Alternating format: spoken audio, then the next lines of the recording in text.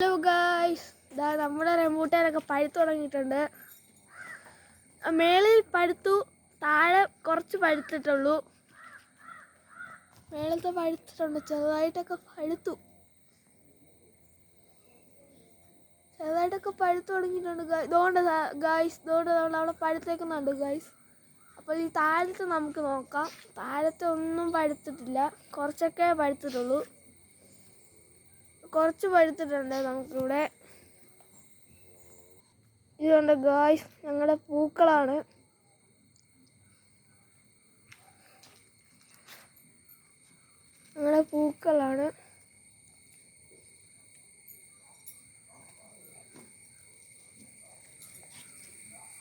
Guys, ഇതെൻ്റെ അനിയത്തിയാണ് guys. അനിയത്തി സ്കൂളിൽ പോകാൻ വേണ്ടി തുടങ്ങുകയാണ്. അപ്പോൾ ടാറ്റ.